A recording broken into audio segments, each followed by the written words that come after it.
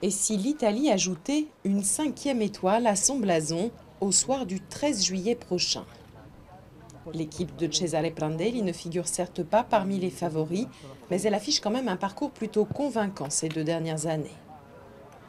Finaliste de l'Euro 2012 et 3e de la Coupe des Confédérations il y a un an, la nationale se pose en sérieux outsider, avec comme atout majeur son sélectionneur, maître tacticien et fin psychologue, qui sait tirer le meilleur de ses joueurs et qui a déjà été prolongé jusqu'en 2016 pour l'Euro en France. On fait un travail méticuleux, un travail difficile et donc il faut vraiment faire preuve de beaucoup de force de volonté. C'est ce que nous attendions de nos joueurs et les réponses sont bonnes. Dans le groupe D, l'Italie ne sera confrontée à aucune des grosses cylindrées, comme le Brésil, l'Espagne ou encore l'Argentine. Mais elle devra quand même se défaire de l'Angleterre et de l'Uruguay, autres sérieux outsiders qui font de ce groupe, complété par le Costa Rica, l'un des plus relevés de ce mondial.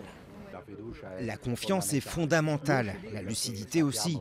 Nous savons que nous sommes 8e au classement de la FIFA, donc il y a des équipes qui ont fait mieux que nous ces dernières années. Mais nous savons également qu'il faut craindre toutes les sélections lors d'un mondial.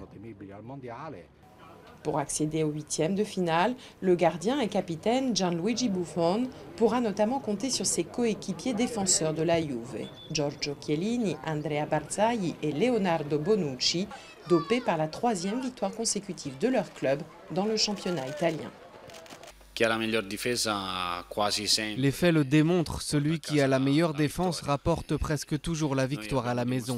Ces dernières années, nous avons su montrer que nous possédions une défense importante, ce qui nous a permis de rejoindre la finale du dernier Euro. Orchestré par Andrea Pirlo, l'architecte de l'équipe, l'Italie espère pouvoir aussi s'appuyer sur les talents d'attaquant de Mario Balotelli, même s'il a été légèrement blessé durant la saison. De grosses problématiques, nous n'en avons aucune. Nous avons en revanche des problématiques parfaitement gérables et que nous sommes en train d'ajuster, espérons de façon rationnelle. L'Italie va aussi pouvoir compter sur le retour d'Antonio Cassano après 2 ans d'absence pour apporter un peu de fantaisie à son jeu. Et si la relève est encore timide, le jeune attaquant du Torino, Ciro Immobile, a quand même fini meilleur buteur du championnat italien cette saison.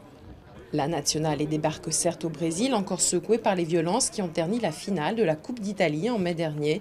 Il y avait eu 3 blessés par balle. Mais jusqu'ici, les scandales ne l'ont jamais empêché de gagner. C'est en pleine affaire de paris et de matchs truqués que l'Italie avait remporté ses 2 dernières couronnes mondiales en 1982 et 2006.